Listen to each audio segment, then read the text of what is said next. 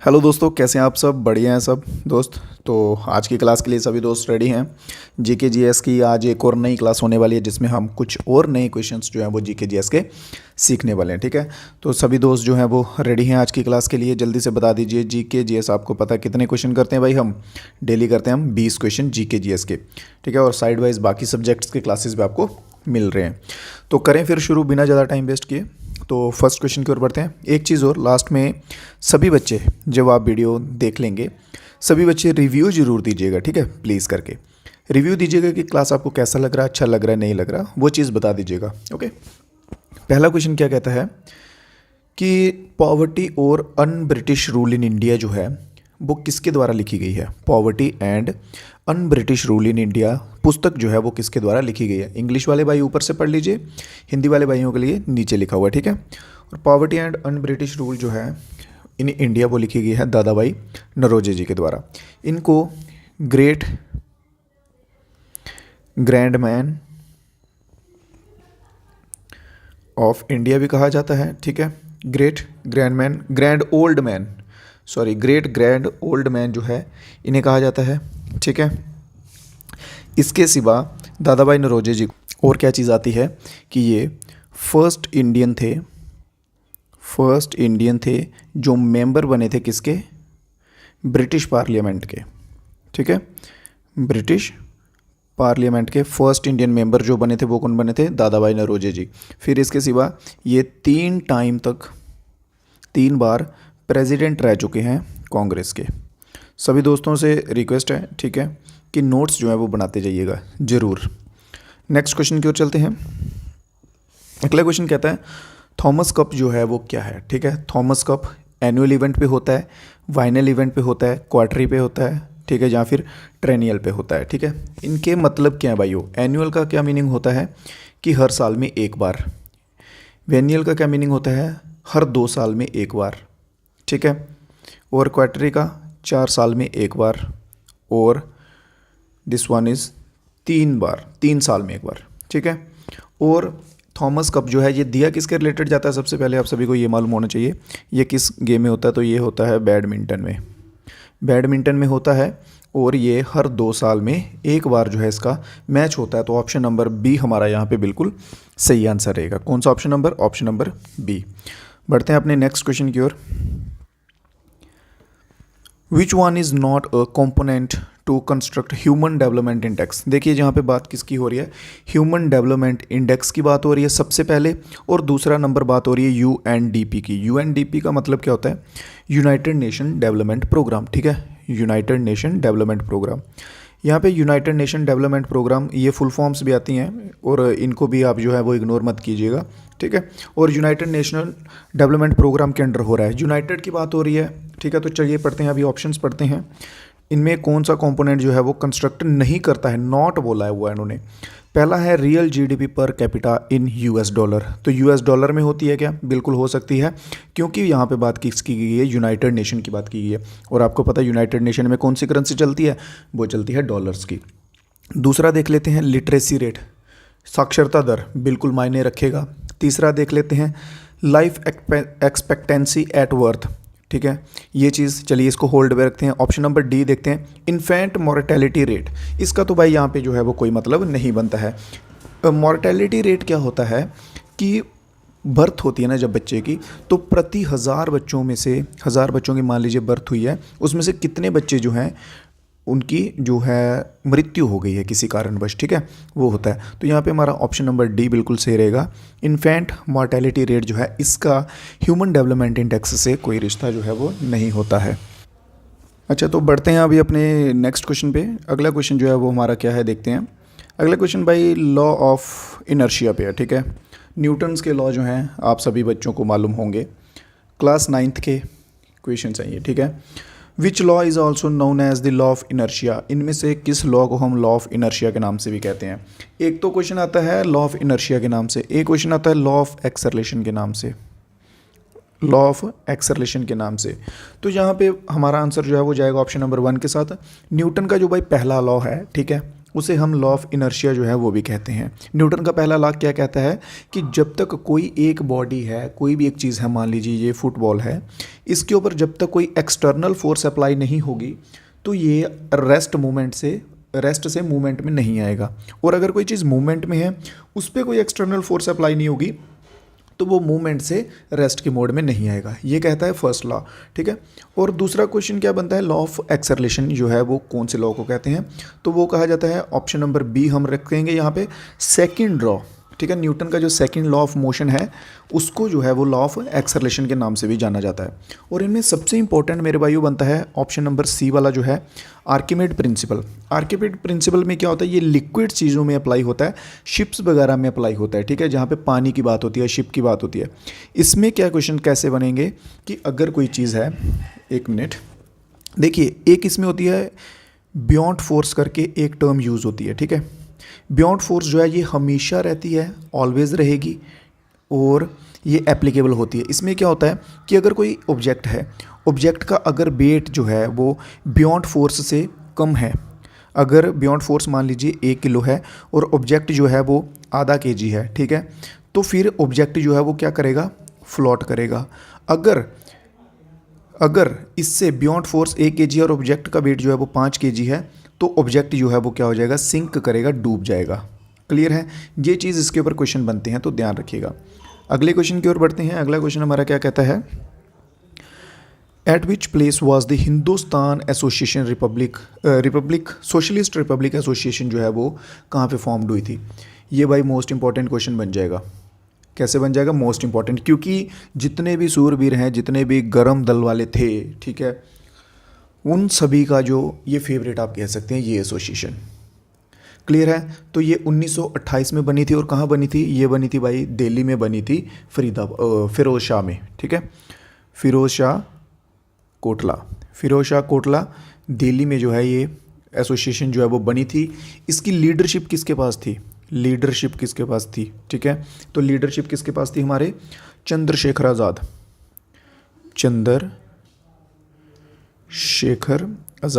सभी दोस्त साथ साथ में नोट जो है वो बनाते रहिएगा, मोस्ट इंपॉर्टेंट रहेंगे।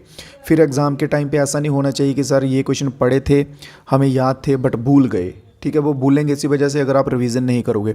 नोट्स बनाइए और उनकी कंटिन्यू रिवीजन कीजिए। अगर नोट्स नहीं बनाने हैं तो क्वेश्चन के स्क्रीनशॉट लेके रखिए, स्क्रीनशॉट से पढ़ते रहिए, ठीक है। और इसके मेंबर्स कौन कौन थे बात कर ली जाए मेंबर्स की, तो भगत सिंह, सुखदेव गुरु, ठीक है, फिर भागवती चरण, फिर बिजॉय कुमार सिन्हा, ये कुछ इंपॉर्टेंट जो हैं इसके मेंबर थे। अगले क्वेश्चन पे बढ़ते हैं। इसका आंसर दिया क्या मैंने, हाँ दिल्ली इसका आंसर है, ठीक है। ऑप्शन नंबर ए जो है दिल्ली में जो है एसोसिएशन जो है ये हुई थी, ठीक है। बढ़ते हैं अपने अगले क्वेश्चन के ऊपर। नेक्स्ट क्वेश्चन क्या कहता है, अमृता देवी बिश्नोई को नेशनल अवार्ड मिला किस लिए, वाइल्ड लाइफ प्रोटेक्शन के लिए, एनर्जी प्रोटेक्शन के लिए, बायोडाइवर्सिटी प्रोटेक्शन के लिए, या फिर इन्वायरमेंट प्रोटेक्शन के लिए। देखिए इस क्वेश्चन को मैं आपको इस नाम से याद करने का एक तरीका बताता हूँ। यहाँ पे बिश्नोई वर्ड यूज़ हुआ है। बिश्नोई लोग जो होते हैं उनके लिए एक मान्यता है कि वो जानवरों से बहुत प्यार करते हैं। आज भी माना जाता है कि बिश्नोई समाज की जो माताएं होती हैं वो हिरन के बच्चों को अपना दूध तक पिलाती हैं, ठीक है।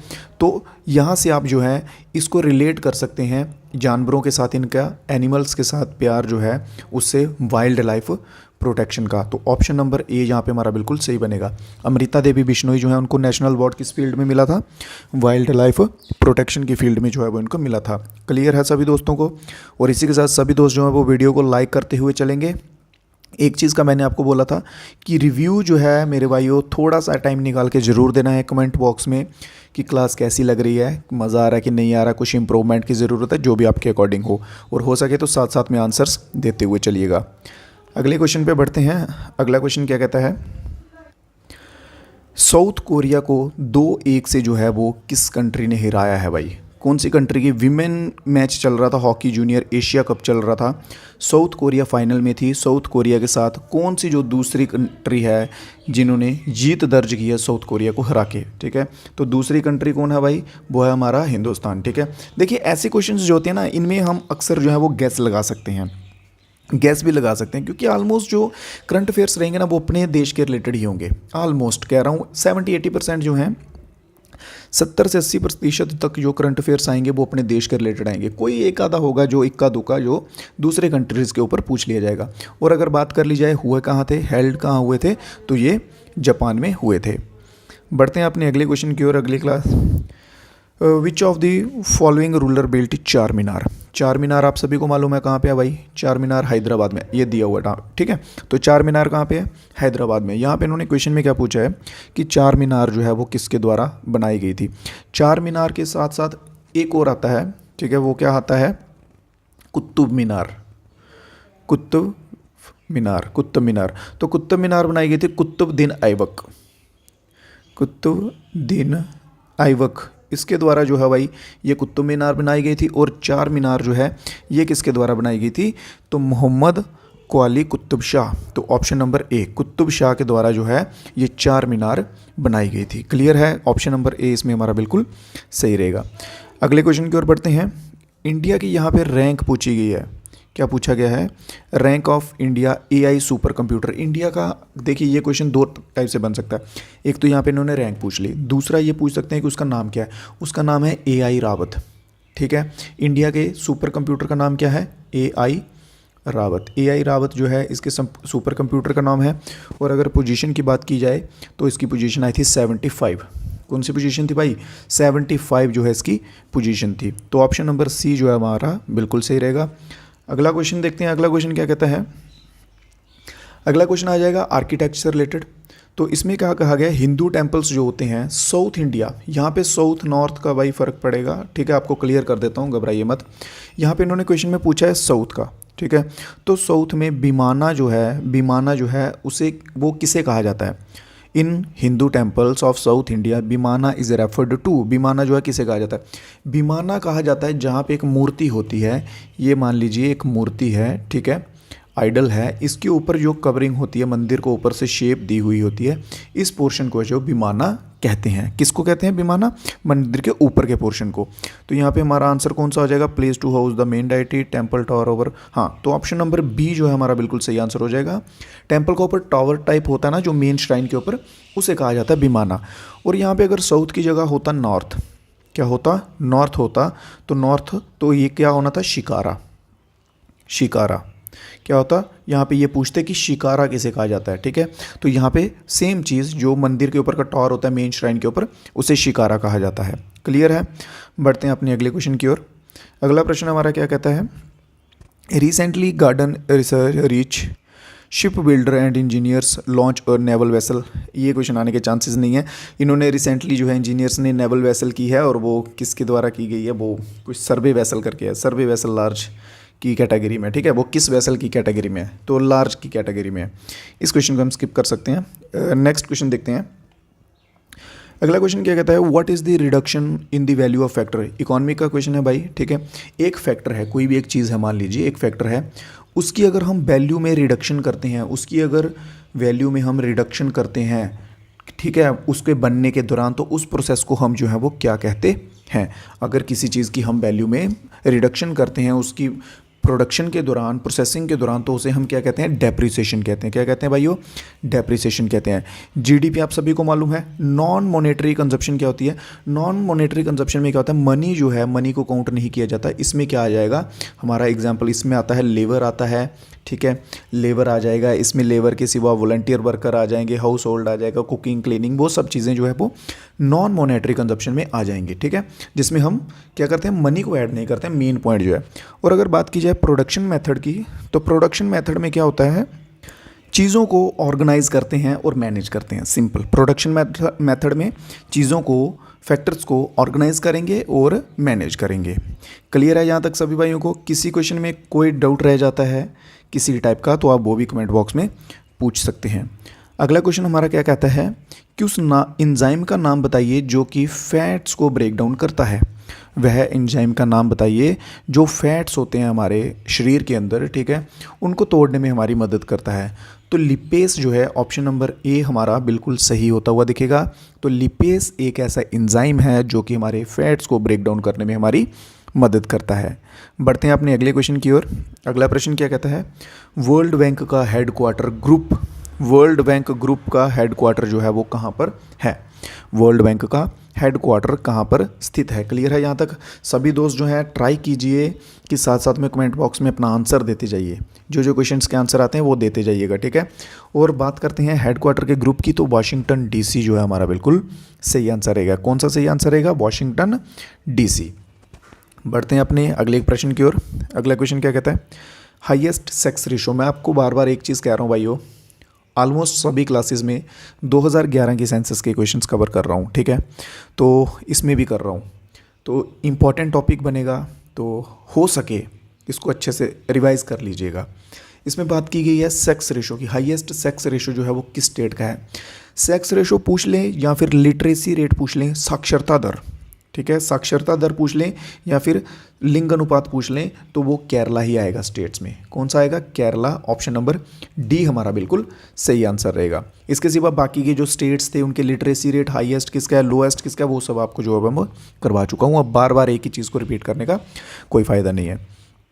अगले क्वेश्चन के ऊपर बढ़ते हैं। कौन सा वह पहला मुस्लिम रूलर था भाई जिसने थ्योरी ऑफ किंगशिप को सिमिलर, एक जैसा माना था थ्योरी ऑफ डिवाइन राइट्स के साथ, ठीक है, तो वो कौन सा था? वो था बलबन। बलबन आप सभी ने नाम सुना होगा, बलबन का बहुत इंपॉर्टेंट रोल रहता है। बलबन जो है, इसके ऊपर एक क्वेश्चन आता है, ये बलबन खुद को किस नाम से समझता था? तो ये खुद को चालीसा बोलता था। क्या बोलता था बलबन? खुद को चालीसा बोलता था। क्लियर है यहाँ तक? खुद को क्या बोलता था? चालीसा। चलिए बढ़ते हैं अभी अगले क्वेश्चन की ओर। अगला क्वेश्चन क्या कहता है, 9th 5 year plan. Most important topic बनता है, most and most important topic, ठीक है।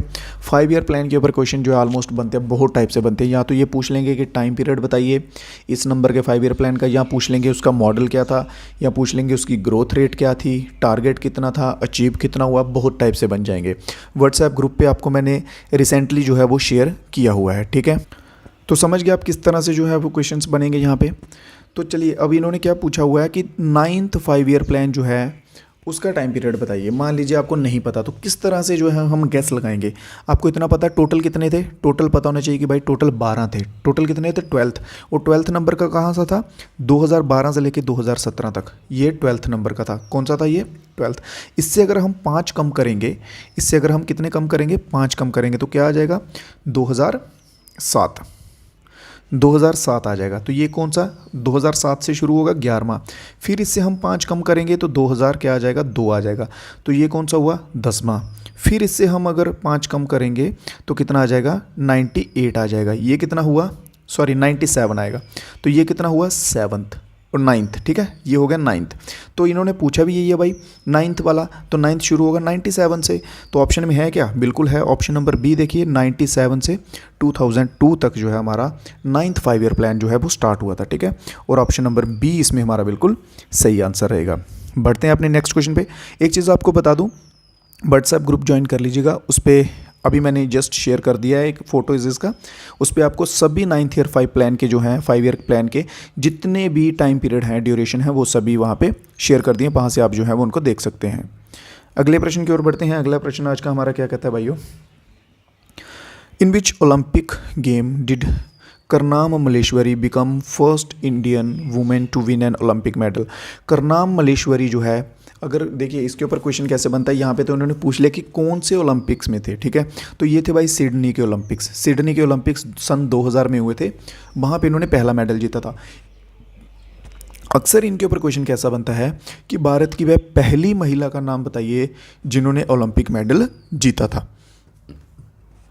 तो यहाँ पे नाम आता है करनाम मलेश्वरी। मलेश्वरी याद रखिएगा, मलेश्वरी से आप जो है इजीली रिकॉग्नाइज कर सकेंगे। तो करनाम मलेश्वरी जो है ये पहली वीमेन थी जिन्होंने मेडल जीता था। और कब जीता था? सन 2000 में जीता था, सिडनी में जीता था। क्लियर है दोस्तों? तो आज की क्लास के जो हमारे क्वेश्चंस थे, आज की क्लास के क्वेश्चंस हमारे हो चुके हैं कवर।